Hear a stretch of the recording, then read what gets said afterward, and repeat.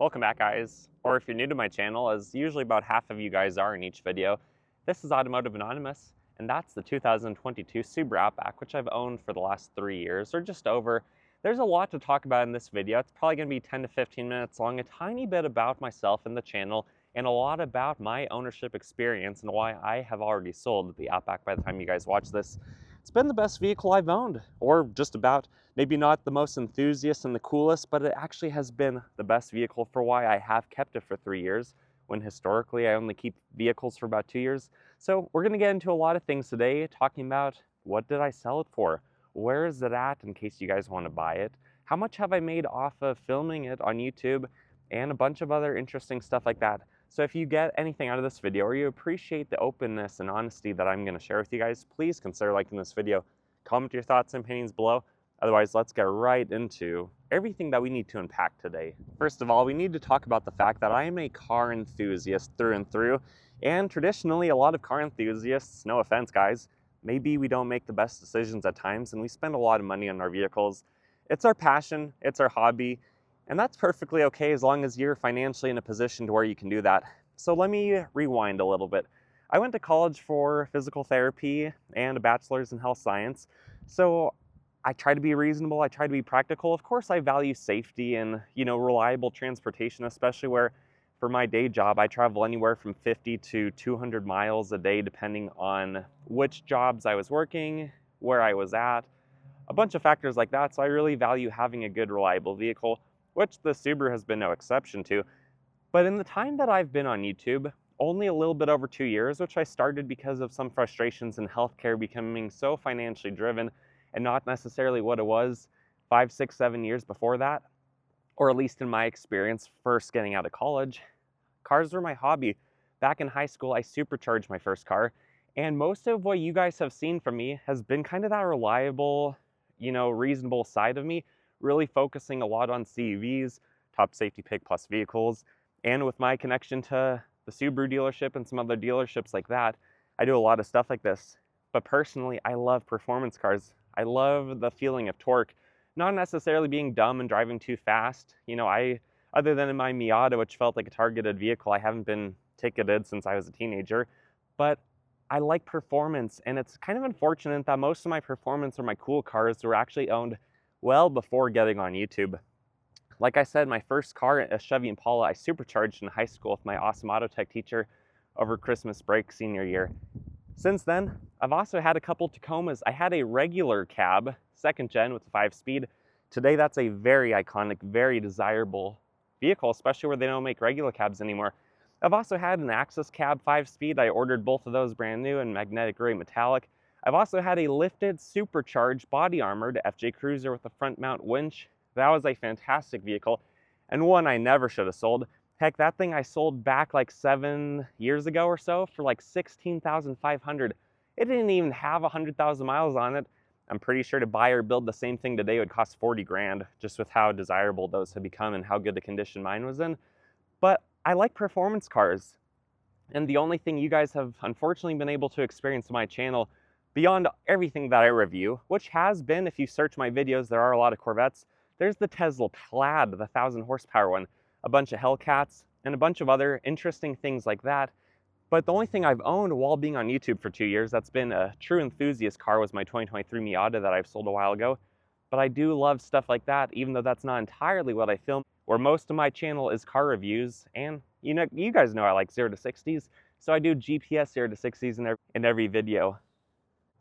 So now as we fast forward towards today and what's going on with why I've already sold my Outback, which by the way, there will be a few more videos about it coming out, but I do want to let you guys know that it's already gone. So I do have a video on how to change out the wiper blades. It's a very simple, easy process, only takes a few minutes. I also have a video of the MPG driving this over 100 miles to go drop it off at the dealership I'm selling it to, and then returning home in the other vehicle. So you'll get over 100 miles on each direction to see what the MPG difference is between this vehicle and what the new one is going to be, because I know some of you guys will be interested in that comparison.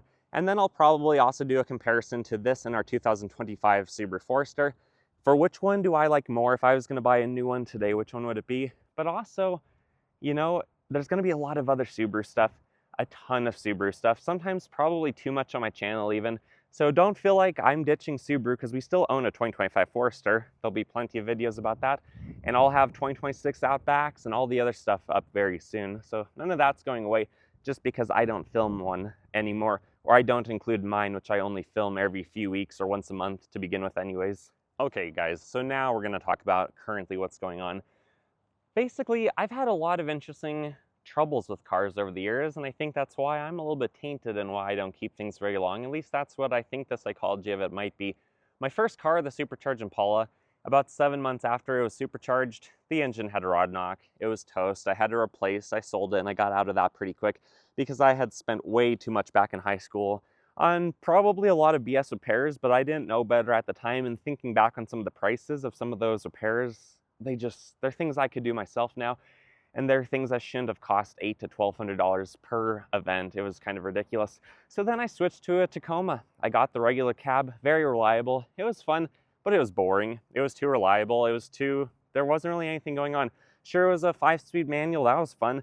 But then I switched to the supercharged FJ Cruiser, and that was fun. But then finishing college and getting 12 to 15 miles per gallon, driving about 1,000 miles a week originally, and because those are such squatty vehicles, they have tiny little gas tanks, and filling it up every day just wasn't very fun.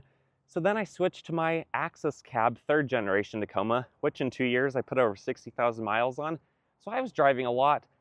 And honestly, even after getting some really good all-terrain tires on it, it just wasn't the best in winter. So I sold it for a decent price because Toyotas keep their value pretty well. Quite a bit better than Subarus, as you're about to hear what I'm getting for mine, or what it's now been sold for. But I switched to a Crosstrek. It got better MPG, it was better in the winter, and overall it just made a lot more sense. Also thinking that that's going to be a better family car.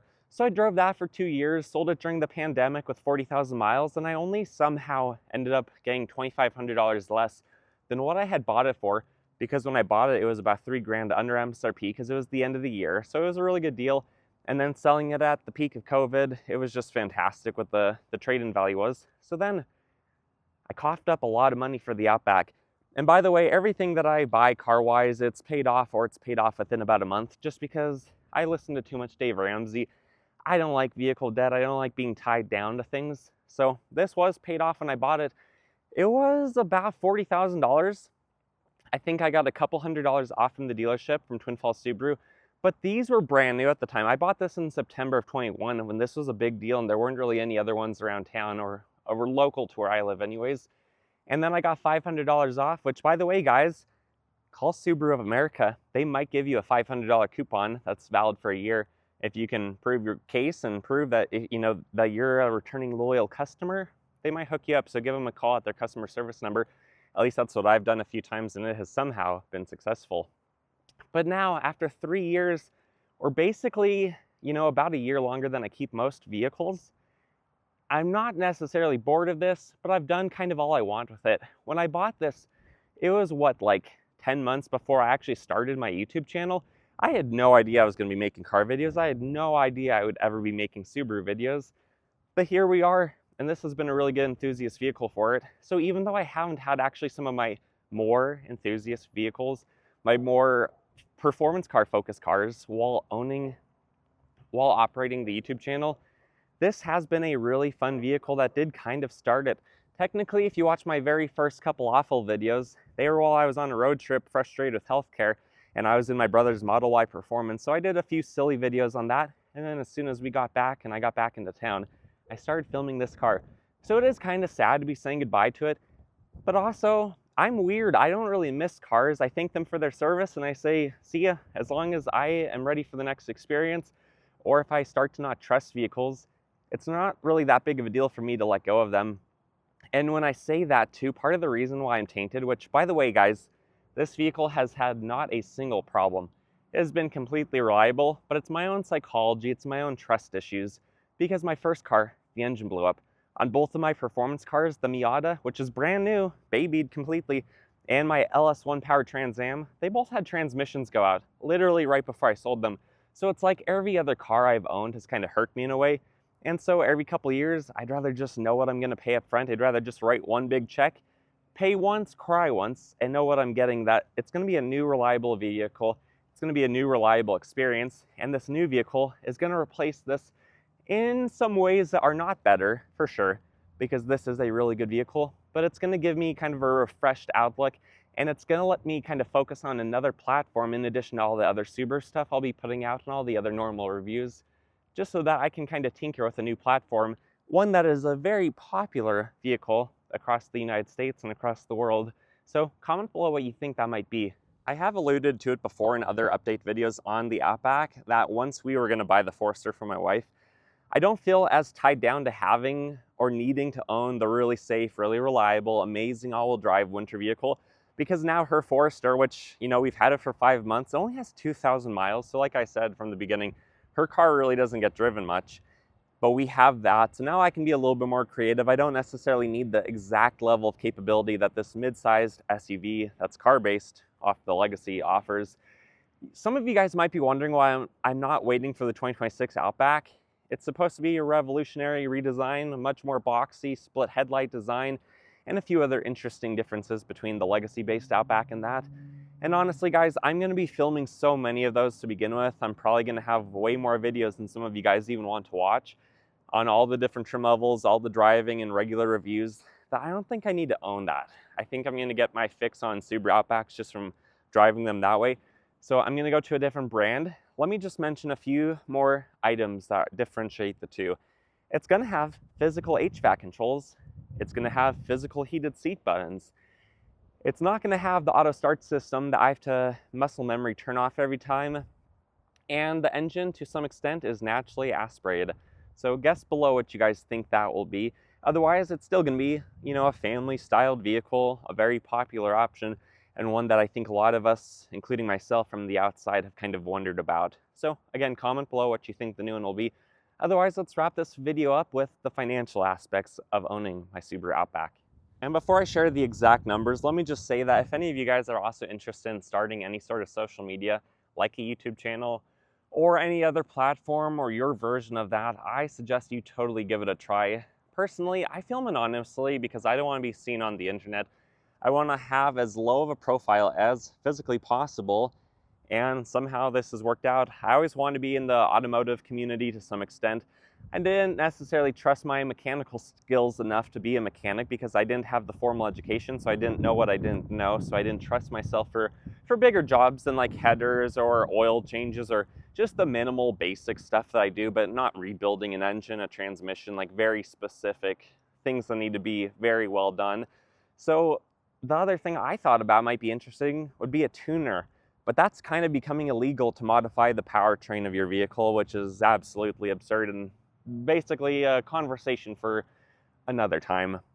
So filming cars, getting to now have almost 500 videos, or if you include all the videos that are in my membership program, which you guys can sign up for if you want to watch about 30 other videos that I have finished, a lot of performance cars in there that I'll just release slowly because they're not as time sensitive and relevant. I totally suggest you guys do something like this, because even though I still work lower full-time hours in healthcare, doing this part-time a couple days a week has been such a stress relief, such a fun, enjoyable thing to do, and something that I honestly am so glad I live in the generation that I do, where I can just pick up a phone or a camera and I can film a video and be persistent, and over time, you know, something can come of it. So now let's talk numbers. I bought this car 3 years ago and 44,000 miles ago for over 40 grand, paid in cash. There wasn't any, you know, interest, any extra fees or things like that. So what I was offered on it was $26,000, probably about what I expected. I was hopeful that I could maybe get 28, 29. That was being pretty optimistic. And Twin Falls Subaru made that offer. They actually said that they were only going to try to put it up for like 28.9.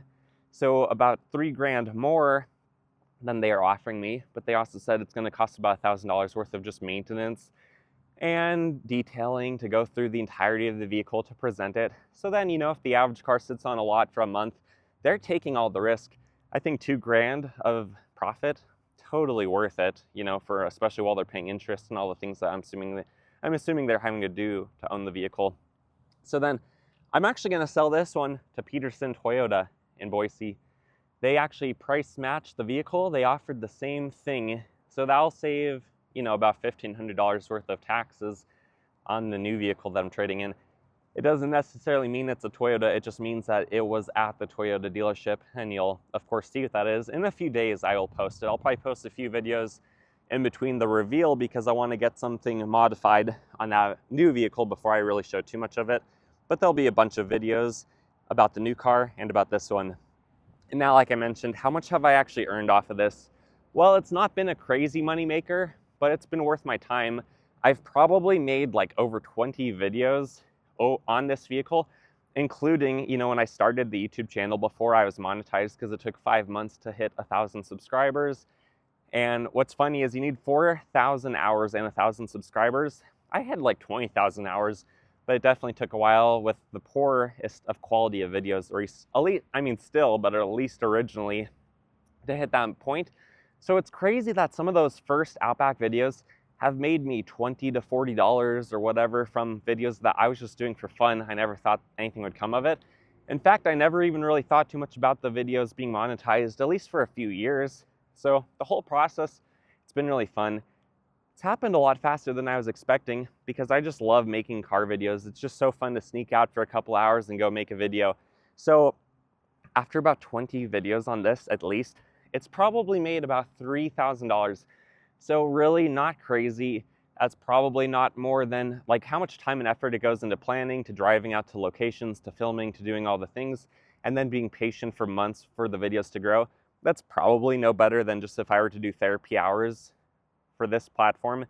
And I've just kind of run out of ideas. But I think the $3,000 I've earned before taxes, of course, over this time, you know, that helps pay for the gas. Some of the maintenance I've shown you guys in oil change and filter change videos. So it basically helped maintain the vehicle. It's not crazy money or anything like that, but it is enough to help. So in that sense, I guess for doing some videos for it, the trade-in is basically $29,000, and I can live with that. Ultimately, this has probably been the absolute best vehicle I've owned. It's better balanced than my trucks were, because trucks, if you don't use them for towing and hauling, they're basically pretty pointless and they drive like crap on the street. That's just my honest opinion. The Crosstrek, it was kind of too small for the needs and the wants that I have for the vehicle, especially being kind of a family vehicle. The FJ Cruiser, that was a sweet vehicle. It felt like a tank. The Impala, that was pretty fun to have, basically the fastest car in the high school back in the day. That was all very fun experiences, but this was a practical experience. This was a fun experience, and like I mentioned, buying this almost a year before starting YouTube, this vehicle is kind of my personality. Silver and black, simple, but you know, it looks rugged, it looks capable, it has a turbo engine. There's more than meets the eye on this vehicle. And even though the new vehicle, in some ways, it's actually quite a bit cheaper than this vehicle was even 3 years ago without, you know, the 15% inflation since then. But it's going to be a nice change. It's one I'm looking forward to. But honestly, there's nothing wrong with this Outback. It's fantastic. It's phenomenal. I should have bought an extended warranty, and if I did, I probably would have kept it longer. But also, I'm a car enthusiast at the end of the day. So even though online I'm all about safety, top picks, you know, all the things, I love performance. I love cars. I like switching cars out. You guys just haven't seen too much of that from me yet. Most of it was just buying the Miata and selling that like 15, 16 months later or whatever. So there's going to be more fun cars down the road and interesting project cars and hopefully some cool builds. But I'm trying to be reasonable just for a little bit longer. And the next vehicle is another fairly reasonable vehicle. So what are your guys' thoughts? What are your guys' opinions? And I'm sure this video has been way longer than I ever suggested it would be. So thanks for tuning in. Thanks for watching. Like this video, comment, subscribe. There'll be a lot more Outback stuff. So you don't necessarily have to leave just because the Outback's going. But if you want to, I understand. See you guys.